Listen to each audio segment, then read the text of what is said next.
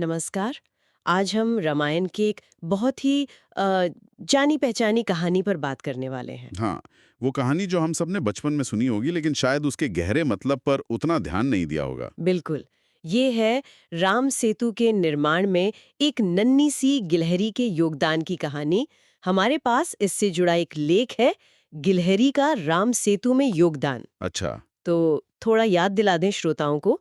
माहौल ये था कि माता सीता लंका में थीं, रावण के कैद में। हाँ, और श्री राम को समुद्र पार करना था, लंका पहुंचना था। सही। तो उनकी जो वानर सेना थी, नल और नील जो इंजीनियर्स थे, उनकी देखरेख में समुद्र पर पुल बना रहे थे, राम सेतु। और वो मतलब बड़े-बड़े पत्थर ला रहे थे वानर। हाँ, जिन पर राम का नाम लिखा होता था और वो पत्थर पानी पर तैरने लगते थे, ऐसा लेख में भी वर्णन है। अद्भुत। अब इसी इतने बड़े स्केल के काम के बीच में एक नन्ही सी गिलहरी भी थी। हाँ, ये दिलचस्प मोड़ है कहानी का।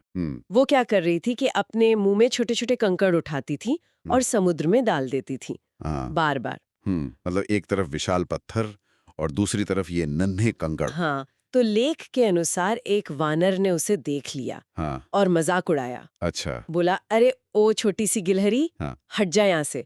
तेरे इन नन्हे कंकड़ों से क्या फर्क पड़ेगा। और बाकी वानर भी हंसने लगे होंगे शायद। हाँ, दूसरे वानर भी हंस पड़े। अब गिलहरी तो बेचारी दुखी हो गई। वो सीधे श्री राम के पास चली गई। ये एक बहुत आम स्थिति है ना? जब बड़े काम हो रहे हों, तो छोटे मतलब ज़रा से दिखने वाले प्रयासों को लोग अक्सर नज़रअंदाज कर देते हैं या बेकार समझ लेते हैं। बिल्कुल, ये होता है। तो श्री राम ने क्या किया, उन्होंने वानरों को बुलाया, हुँ, समझाया, डांटा नहीं बल्कि समझाया। उन्होंने दिखाया कि देखो ये जो गिलहरी कंकड़ ला रही है ना, हाँ, ये बड़े पत्थरों के बीच जो खाली जगह रह जाती है, जो दरारें हैं, हाँ। उनको भर रहे हैं। अच्छा, मतलब वो एक तरह से सीमेंटिंग का काम कर रहे थे, गैप फिलिंग। हाँ, बिल्कुल। इससे पुल और मजबूत बन रहा था। तो श्री राम ने कहा कि इसका प्रयास भी उतना ही महत्वपूर्ण है जितना तुम्हारे बड़े पत्थरों का। ये बहुत बड़ी बात है। मतलब योगदान का मूल्य उसके आकार से नहीं है, नहीं। उसके इरादे से है, उसकी निष्ठा से है और उसके असल प्रभाव से है।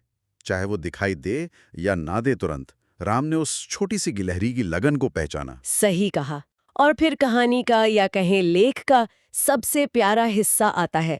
श्री राम ने गिलहरी की बहुत तारीफ की, हम्म। उसे प्यार से उठाया और उसकी पीठ पर ऐसे हाथ फेरा। हाँ, ये मान्यता है। हाँ, और लेख में भी इस मान्यता का जिक्र है कि गिलहरियों की पीठ पर जो वो सफेद धारियां होती हैं, वो श्री राम की उंगलियों के निशान है। हाँ, उस छोटे से जीव के बड़े योगदान के सम्मान का प्रतीक। कितनी खूबसूरत बात है ये। ये सिर्फ कहानी नहीं है, एक संदेश है कि किसी के प्रयास को, किसी की मेहनत को कम नहीं आंकना चाहिए। हम्म। तो इस पूरी चर्चा का, इस लेख का निचोड़ क्या है? मेरे ख्याल से तो यही कि कोई भी काम, कोई भी योगदान छोटा नहीं होता। बिल्कुल सही, अगर वो सही नियत से, पूरी लगन से किया जाए। और ये हमें दो ज़रूरी बातें सिखाता है। हाँ, क्या? एक तो ये कि हमें दूसरों के प्रयासों का मजाक नहीं उड़ाना चाहिए, चाहे वो हमें कितने ही छोटे क्यों ना लगें। सही बात है। और दूसरी बात कि अगर कोई हमारे प्रयास का मजाक उड़ाए भी या उसे कम समझे, तो हमें अपना आत्मविश्वास नहीं खोना चाहिए। हमें अपना काम करते रहना है।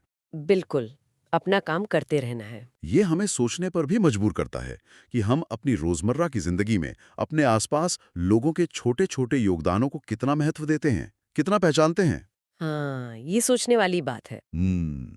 तो श्रोताओं के लिए एक विचार यहाँ छोड़ जाते हैं। क्या आप अपने जीवन में या अपने आसपास ऐसे कुछ पलों या उदाहरणों के बारे में सोच सकते हैं जहाँ किसी के बहुत छोटे, शायद अनदेखे से लगने वाले काम ने ठीक उस गिलहरी के कंकड़ों की तरह ही अंत में एक बड़ा, एक सकारात्मक फर्क पैदा किया हो? सोचिएगा जरूर।